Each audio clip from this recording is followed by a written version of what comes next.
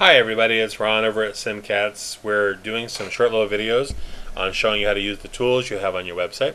This one we're going to go through and add an article to your website. It's very easy to do, and it's something you really should do because it helps grow your website, you make it more useful for your clients, and every new information you put on the website helps the search engines to find it because you're updating it with new information.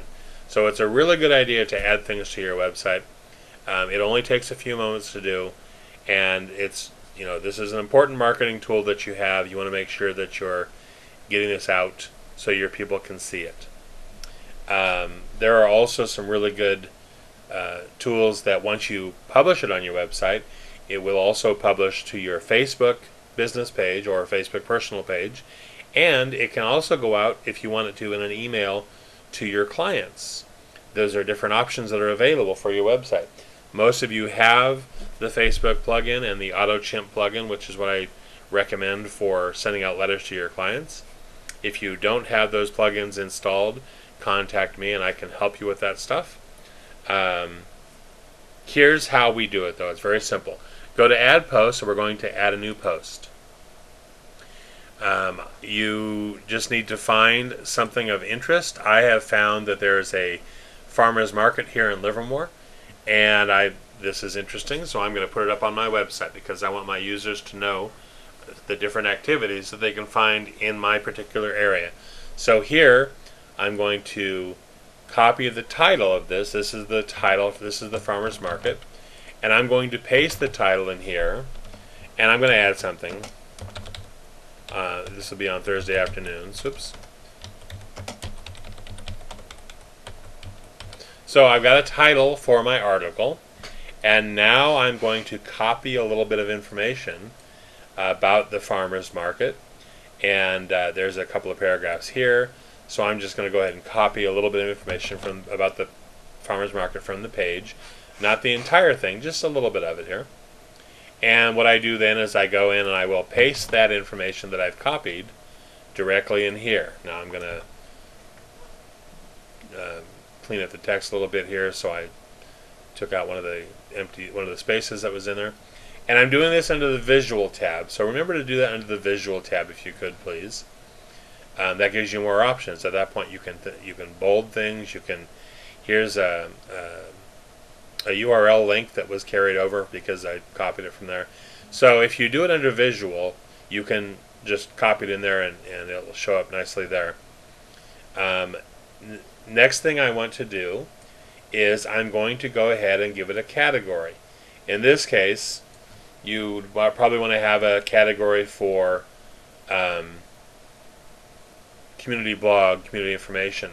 I'm going to just choose communities I serve here because I have that as a button already, and I can show you where it shows up on the website. You may want to have a community blog. If you want to add a new category, contact me and I'll help you with that. The next step is very important. You always want to have some kind of a featured image in your post. That's really important, and I will show you why you want to have a featured image in there. So you always need to have some kind of a picture in there as your featured image.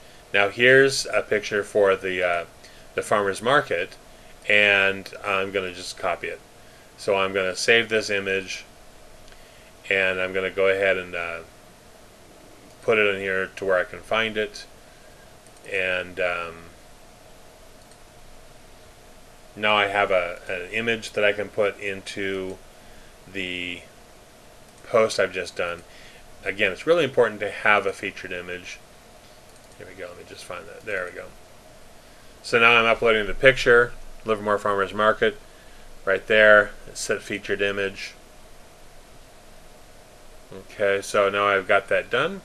So I've got a title, I've got the text, I've got a category, I've got the featured image. Now I want to make sure that I include a link to the website, the page that has Livermore Farmers Market for more information. So what I like to do is, for more information,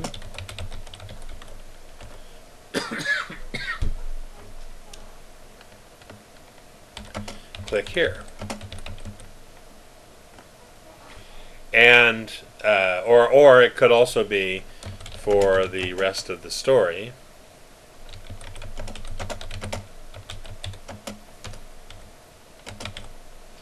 click here. So we'll go ahead and do that. And what I need to do now is I need to highlight that text because I'm going to make that a clickable link. Now when I highlight that text, you'll see up here that there's a little chain link that lights up, and I can put a link in here. So what I'm going to do is I'm going back to the page. I'm going to copy the URL, and I can just right click and copy that.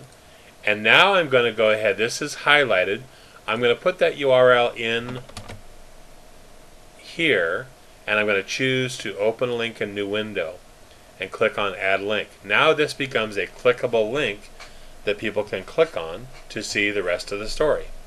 The reason I do it this way is I'm only copying a little bit of information. I don't want to be accused of plagiarizing the whole thing. I want to get people in here and then to the page. This is a great way to get people to your website. And let me show you how here. So I'm going to go ahead and click on publish because I've got everything. When I click on publish, what it does is it publishes to my website, but it also publishes to Facebook. And if you have the MailChimp plugin installed and you've uploaded your past clients and people that you're working with, it could also send them an email automatically with just that one click. It can automatically update people via email, which is really a good idea. So here's the post. We're going to view the post. And here's the information that I just posted here. I've got the Livermore Farmers Market on Thursday afternoons. For the rest of the story, click here, and that takes me to their page with all their information on it. I'm going to close that and come back here. And the post will show up in the category that we've selected for it. And this here is the featured image. This is why you want to have a featured image on your blog so it looks better. If you don't have a featured image, this would just be text. So it's better to have a featured image. Click on read more, and again it takes me to the post. There's the post. But I also mentioned that this will show up on your Facebook page. So I'm clicking on the link now to take a look at the Facebook page, and the post that I just did will show up on the business page, which is right there.